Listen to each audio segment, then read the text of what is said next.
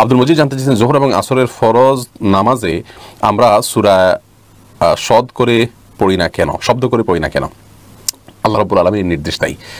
কেন আল্লাহ তাআলা নির্দেশ করেছেন দিনের বেলায় নীরবে ফরজ নামাজে কেরাত পড়ার জন্য, সেটা আল্লাহ তাআলা ভালো জানেন।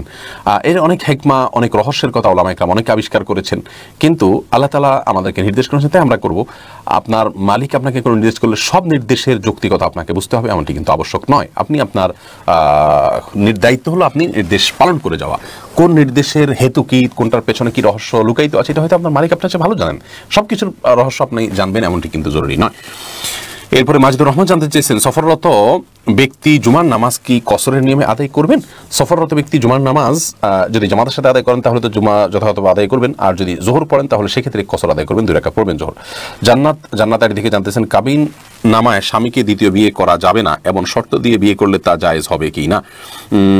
স্বামীকে যদি কাবিন নামাতে শর্ত দেওয়া হয় যে আপনি দ্বিতীয় বিয়ে করবেন না, তাহলে সেই শর্তটা ইসলামী শরীয়তের দৃষ্টিকোণ থেকে গ্রহণযোগ্য কোনো শর্ত নয়।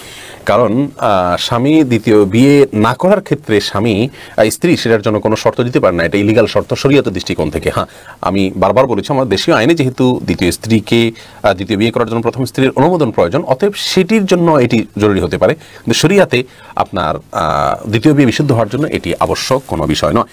আমাদের সমাজে এগুলো নিয়ে নানা রকমের চিন্তাভাবনা মানুষের আছে। বিশেষ করে দ্বিতীয় বিয়ে করে মানুষ বেশিরভাগ দ্বিতীয় বিয়ে করে হলো আপনার আল্লাহ মাফ করুক সমাজের এক শ্রেণীর আপনার দায়িত্বজ্ঞানহীন মানুষেরা, যারা একাধিক বিয়ে করে এক এক জায়গায় স্ত্রী ফেলে রাখেন এবং এটি তাদের একটা খেল তামাশা বানিয়ে ফেলছে তারা একাধিক বিয়েকে, যার কারণে আল্লাহ তাআলার এই বিধানটা মানুষের কাছে আল্লাহ মাফ করুক আজকাল হাসির পাত্র হয়ে গেছে।